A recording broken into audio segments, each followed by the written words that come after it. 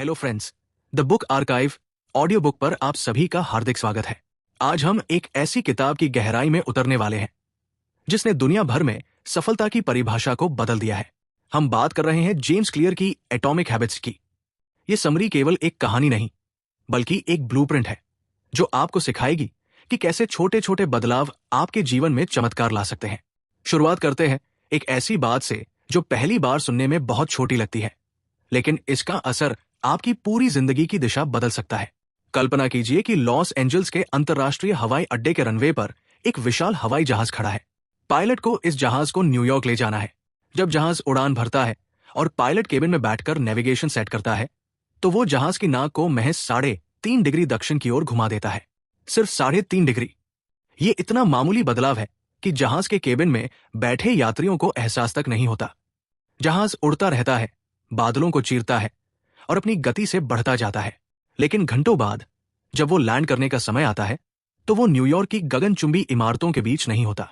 वो Washington DC में land करता है, न्यूयॉर्क से सैकड़ों मील दूर। केबिन में बैठे यात्रियों के लिए वो न्यूयॉर्क पहुंचने का सपना एक झटके में टूट जाता है। उस 3.5 डिग्री के मामूली बदलाव ने उनकी पूरी नियति और मंजिल को बदल दिया। हमारी जिंदगी भी ठीक इसी जहाज की तरह है। हम अक्सर बड़े फैसलों का इंतजार करते हैं। हम सोचते हैं कि किसी दिन हम बहुत बड़ा निवेश करेंगे, किसी दिन हम बहुत मेहनत करेंगे और जिंदगी बदल जाएगी।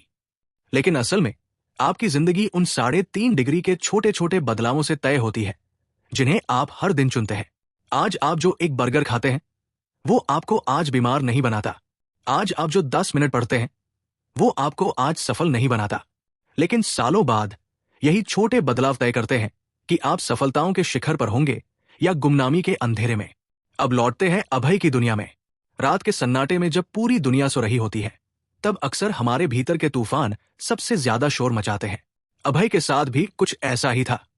वो अपने बिस्तर पर लेटा हुआ था। कमरा पूरी तरह अंधेरे में डूबा था, लेकिन उसके हाथ में मौजूद स्मार्टफोन की तेज नीली रोशनी उसके थके हुए चेहरे को पूरी तरह उजागर कर रही थी। घड़ी की टिक टिक रात की खामोशी में हथौड़े की तरह गूंज रही थी। घड़ी की सुइयां बार कर 12 मिनट की तरफ बध रही थी। अभय को भली भांति पता था कि सुबह उसे 6:30 बजे उठना है, उसे अपने ऑफिस जाना है और सबसे जरूरी बात, उसे अपने उन स्टार्टअप सपनों पर काम करना है जिन्हें वो पिछले 3 सालों से अपनी आंखों में संजोए हुए था। लेकिन हकीकत की जमीन बहुत ही कठोर थी। उसका अंगूठा बेमतलब स्क्रीन को ऊपर की ओर सरकाए जा रहा था। वो एक रील देखता, फिर दूसरी, फिर तीसरी। हर नया वीडियो उसे 1 सेकंड की उत्तेजना देता और अगले ही पल उसे गहरे पछतावे के सागर में धकेल देता। उसे खुद से नफरत होने लगी थी। वो हर रात खुद से वही घिसापिटा वादा करता था कि बस ये आखिरी वीडियो है, कल से सब बदल जाएगा। कल से वो सुबह जल्दी उठेगा, कल से वो कसरत शुरू करेगा, कल से वो अनुशासन का पालन करेगा। लेकिन वो कल कभी नहीं आता था।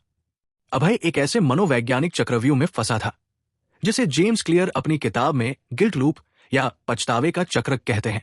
उसे लगता था कि शायद उसके जीन में ही कोई खराबी है, शायद वो पैदाइशी आलसी है। उसे ये नहीं पता था कि उसकी सबसे बड़ी समस्या उसकी नीयत नहीं, बल्कि वो गलत ढांचा या सिस्टम था जिसे वो अनजाने में अपनी जिंदगी में लागू कर रहा था। अभय की इस निराशाजनक और धुंधली स्थिति के बीच एक दिन उसका पुराना दोस्त निखिल उससे मिलने आया। निखिल, जो हमेशा से अपनी लाइफ में बहुत ही अनुशासित, शांत और कामयाब रहा था, उसने अभय की आंखों के नीचे के काले घेरों को एक नजर में पहचान लिया। उसने अभय के कमरे में फैली अस्तव्यस्तता और उसके चेहरे की उस हारे हुए सिपाही वाली थकान को महसूस किया। अभय ने उस दिन अपनी सारी भड़ास, सारा दर्द निखिल के सामने उड़ेल दिया। उसने कहा, यार निखिल, मैं थक चुका हूं। मैं बहुत कोशिश करता हूं। मैंने हजारों मोटिवेशनल पॉडकास्ट सुने हैं, कई बार जिम की महंगी मेंबरशिप ली है, अनगिनत किताबें खरीदी है जो धूल फांक रही है, पर कुछ नहीं बदलता। मैं 2 दिन बहुत जोश में रहता हूं, लगता है दुनिया जीत लूंगा, और तीसरे दिन फिर वही बिस्तर और वही मोबाइल। मैं एक फेलियर हूं। निखिल ने उसे चुपचाप सुना। उसने कोई मोटिवेशनल भाषण नहीं दिया।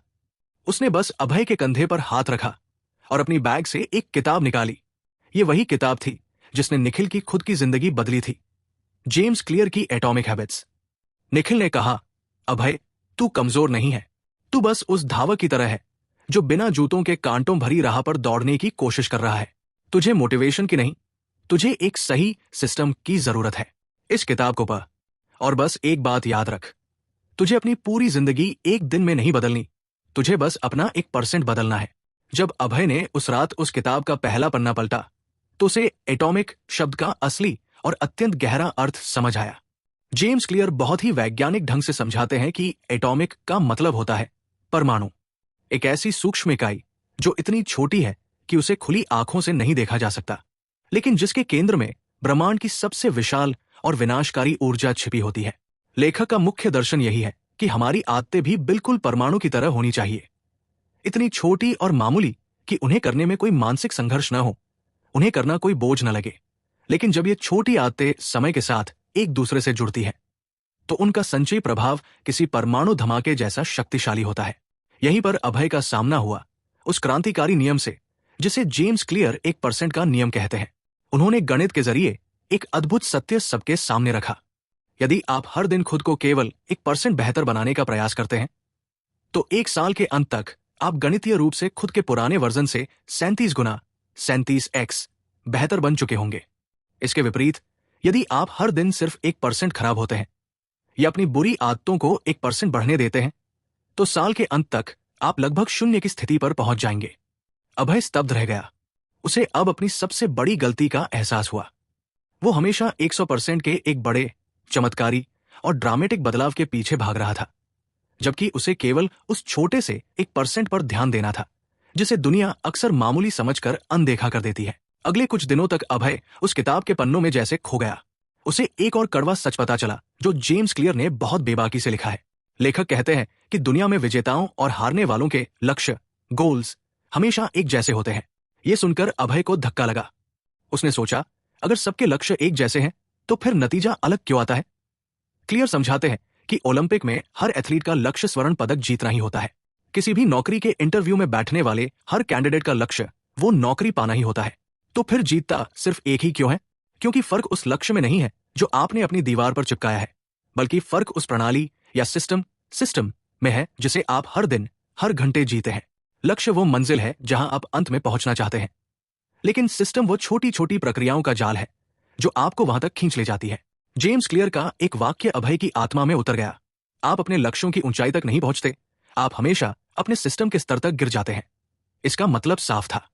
अगर अभय का सिस्टम, उसकी सुबह की आदतें, उसकी रात का स्क्रीन टाइम खराब है तो वो चाहे कितने भी बड़े स्टार्टअप के सपने देख ले, उसका गिरना तय था।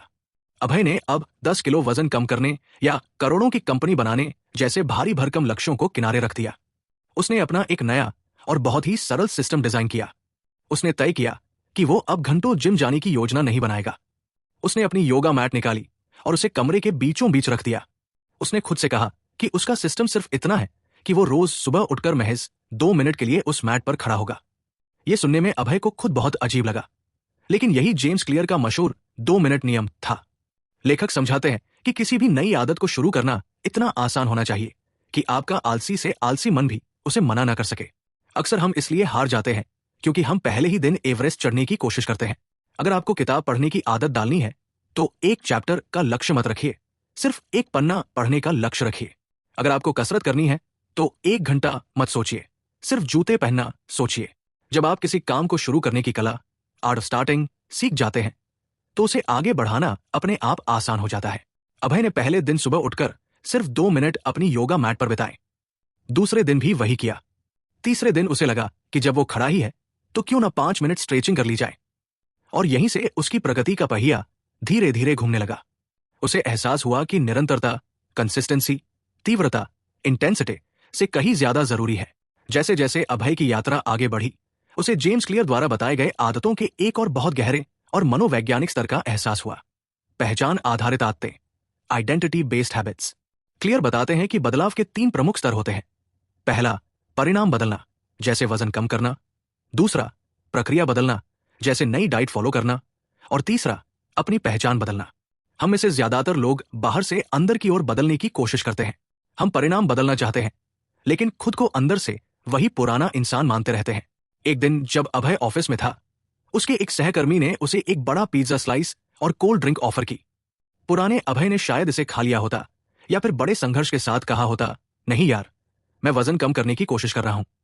लेकिन अब वो जानता था कि ये शब्द उसे उसके पुराने वर्जन से बांधे हुए हैं।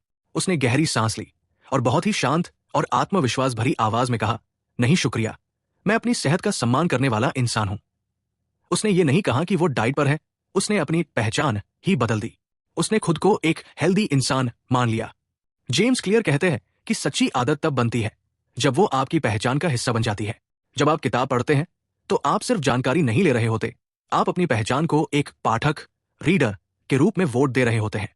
हर बार जब आप एक छोटा अच्छा काम करते हैं तो आप अपने उस नए वर्जन के पक्ष में एक प्रमाण, एविडेंस जमा कर रहे होते हैं जो आप भविष्य में बनना चाहते हैं। लेकिन यह रास्ता इतना सीधा नहीं था। अभय की जिंदगी में वो मोड़ भी आया जहां से अक्सर लोग लौट जाते हैं। करीब 1.5 महीना बीतने के बाद अभय को लगा कि कोई बहुत बड़ा चमत्कार नहीं हो रहा है। आईने में उसका शरीर लगभग वैसा ही दिख रहा था। उसके स्टार्टअप के आइडिया पर भी उसे कोई सकारात्मक प्रतिक्रिया नहीं मिल रही थी।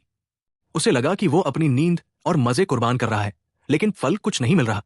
वो फिर से हताशा की उस गहरी वादी में गिरने लगा था, जिसे जेम्स क्लियर अपनी किताब में प्लेटो ऑफ लेटेंट पोटेंशियल या सुप्त क्षमता का पठार कहते हैं। लेखक इसे एक बहुत ही खूबसूरत उदाहरण से समझाते हैं। कल्पना कीजिए कि एक बहुत ही ठंडे कमरे में, जहां तापमान 25 डिग्री है, एक मेज पर बर्फ का एक बड़ा टुकड़ा रखा है। आप उस कमरे का तापमान बढ़ाना शुरू करते हैं। तापमान 26 हुआ, 27 हुआ, 28 हुआ। बर्फ में कोई बदलाव नहीं दिखा। तापमान 29, 30 और फिर 31 हुआ। अभी भी बर्फ का वो टुकड़ा वैसा का वैसा ही सख्त और जमा हुआ है। एक आम इंसान को लगेगा कि उसकी सारी मेहनत, सारी ऊर्जा बेकार जा रही है। तापमान बढ़ाने का कोई मतलब नहीं है क्योंकि नतीजा शून्य है। लेकिन जैसे ही तापमान 31 से 32 डिग्री पर पहुंचता है, एक जादुई बदलाव होता है। बर्फ अचानक पिघलना शुरू हो जाती है। क्या वो बदलाव सिर्फ उस आखिरी 1 डिग्री से आया? बिल्कुल नहीं। वो उस पिछले सभी घंटों और उन सभी डिग्रियों की संचित ऊर्जा का परिणाम था जो अंदर ही अंदर जमा हो रही थी। अभय को समझ आ गया कि उसकी मेहनत बेकार नहीं जा रही है, वो इकट्ठा स्टोर हो रही है। निराशा की घाटी, वैली ऑफ डिसअपॉइंटमेंट के बीच में था और उसे बस हार नहीं माननी थी क्योंकि उसका 32वां डिग्री बस आने ही वाला था। अभय ने अब अपनी रणनीति का अगला हिस्सा शुरू किया, अपने वातावरण, एनवायरनमेंट को डिजाइन करना। जेम्स क्लियर बहुत ही स्पष्ट शब्दों में कहते हैं कि हमारी इच्छा शक्ति, विल पावर, एक बहुत ही सीमित और कमजोर संसाधन है। आप इसके भरोसे अपनी पूरी जिंदगी नहीं चला सकते। लेकिन आपका वातावरण अनंत है। जो लोग दुनिया में बहुत ही अनुशासित दिखाई देते हैं, वे असल में अपनी इच्छा शक्ति का इस्तेमाल नहीं करते। वे बस अपने वातावरण को इस तरह डिजाइन करते हैं कि अच्छी आदतें उनके लिए डिफॉल्ट बन जाएं और बुरी आदतें बहुत ही कठिन। अभय ने अपने कमरे का विश्लेषण किया। उसने देखा कि वो रात को फोन इसलिए चलाता है क्योंकि उसका चार्जर उसके बिस्तर के बिल्कुल सिरहाने रखा है। उसने चार्जर को दूसरे कमरे में शिफ्ट कर दिया। अब फोन चलाने के लिए उसे उठकर दूसरे कमरे में जाना पड़ता, जो उसका मन नहीं करता था। उसने देखा कि वो फल इसलिए नहीं खाता क्योंकि वे फ्रिज के सबसे नीचे वाले दराज में प्लास्टिक में लिपटे रहते थे। उसने उन फलों को निकाला, धोया और डाइनिंग टेबल के ठीक बीचों बीच एक बहुत ही आकर्षक टोकरी में सजा दिया। अब जब भी वो किचन में जाता, फल उसे सीधे दिखाई देते। जेम्स क्लियर का सिद्धांत बहुत ही सरल लेकिन शक्तिशाली था। जो चीज दिखाई देती है वही की जाती है। अभय ने अपनी अच्छी आदतों के संकेतों, क्यूज को इतना स्पष्ट और प्रत्यक्ष बना दिया कि उन्हें अनदेखा करना मुश्किल हो गया। इसके बाद अभय ने जेम्स क्लियर के व्यवहार परिवर्तन के 4 कानूनों को अपने जीवन में कड़ाई से लागू करना शुरू किया। पहला नियम था, इसे स्पष्ट बनाएं, मेक इट ऑब्वियस। इसके लिए उसने हैबिट स्टैकिंग नाम की तकनीक का सहारा लिया। लेखक का फार्मूला है, पुरानी आदत के बाद मैं नई आदत करूंगा। अभय ने तय किया कि जैसे ही मैं सुबह की चाय का आखिरी घूंट पीऊंगा, मैं तुरंत 5 मिनट के लिए अपने स्टार्टअप के नोट्स लिखूंगा। उसने अपनी पुरानी जमी-जमाई आदत के साथ नई आदत को एक रेलगाड़ी के डिब्बों की तरह जोड़ दिया। इससे उसके दिमाग को अलग से मेहनत नहीं करनी पड़ी। दूसरा नियम था, इसे आकर्षक बनाएं, मेक इट अट्रैक्टिव। अभय को म्यूजिक सुनना बहुत पसंद था, लेकिन उसे अपने घर की रद्दी और पुराने कागज साफ करना बिल्कुल पसंद नहीं था। उसने टेम्पटेशन बंडलिंग अपनाई और नियम बनाया कि वो अपने सबसे पसंदीदा गाने सिर्फ और सिर्फ तभी सुनेगा जब वो सफाई कर रहा होगा। धीरे धीरे उसका दिमाग सफाई के काम को उस मधुर संगीत के इनाम से जोड़ने लगा और वो काम उसे मजेदार लगने लगा। तीसरा और सबसे महत्वपूर्ण नियम था, इसे आसान बनाएं, मेक इट इजी। अभय ने अपने और अपनी अच्छी आदतों के बीच के घर्षण, फ्रिक्शन को न्यूनतम कर दिया। वो रात को सोने से पहले ही अपने कसरत के कपड़े, मोजे और जूते बिस्तर के ठीक पास सजाकर रख देता था। सुबह उठते ही उसे ये सोचने की जरूरत नहीं पड़ती थी कि क्या पहनूं या जूते कहाँ है। सब कुछ उसके सामने तैयार था। इसके विपरीत उसने अपनी बुरी आदतों के बीच के घर्षण को इतना बढ़ा दिया कि वे करना ही बोझ लगने लगा। उसने अपने टीवी के रिमोट की बैटरी निकालकर एक ऊंची अलमारी पर रख दी। अब टीवी देखने के लिए उसे सीडी लगानी पड़ती, जो उसे बहुत थकाऊ लगता था। चौथा और अंतिम नियम था, इसे संतोषजनक बनाएं। Make it satisfying. James clear कहते हैं कि हमारा आदिम मस्तिष्क, प्रिमिटिव ब्रेन, उन कार्यों को दोहराना चाहता है जिनका इनाम उसे तुरंत मिलता है। अच्छी आदतों के इनाम, जैसे अच्छी बॉडी या सफल बिजनेस, बहुत देर से मिलते हैं। इसलिए बीच में खुद को संतुष्ट रखना जरूरी है। अभय ने एक हैबिट ट्रैकर बनाया। उसने अपनी दीवार पर एक बड़ा कैलेंडर टांगा और जिस दिन वो अपनी सारी आदतें पूरी करता, वो उस तारीख पर एक बड़ा लाल क्रॉस एक्स लगाता। उस बढ़ती हुई लाल निशानों की चेन को देखना उसे एक अद्भुत मानसिक सुकून और जीत का एहसास देता था। उसका एकमात्र मिशन अब यह था, चेन को मत तोड़ें। जैसे जैसे महीने बीतते गए, अभय के भीतर एक ऐसा परिवर्तन आया जिसे शब्दों में बयां करना मुश्किल था। वो रोहित, जो महीनों पहले रील देखते हुए अपनी रातें और अपनी नियति बर्बाद कर रहा था, अब पूरी तरह से गायब हो चुका था। उसकी जगह एक ऐसा व्यक्ति खड़ा था जो शांत था, जिसका मन स्थिर था और जिसकी आंखों में एक सांस चमक थी। उसका स्टार्टअप अब सिर्फ एक विचार नहीं था, बल्कि एक हकीकत बन चुका था। उसे अपनी पहली सफलता तब मिली जब एक प्रतिष्ठित टेक ब्लॉग ने उसके स्टार्टअप के बारे में एक सकारात्मक लेख लिखा। उस दिन अभय ने अपनी डायरी में लिखा, सफलता कोई ऐसी चीज नहीं है जिसे आप बाहर ढूंढते हैं। सफलता तो वो प्रतिबिंब है जो आपकी रोजमर्रा की आदतों से आईने में उभरता है। एक शाम अभय को एक बड़े स्टार्टअप कॉन्क्लेव में अपनी कहानी साझा करने के लिए बुलाया गया। वहां हजारों युवा बैठे थे जो उसकी सफलता का सीक्रेट जानना चाहते थे। अभय स्टेज पर पहुंचा, उसने माइक पकड़ा और हजारों लोगों के बीच एक गहरी खामोशी छा गई। उसने किसी जादुई फॉर्मूले की बात नहीं की।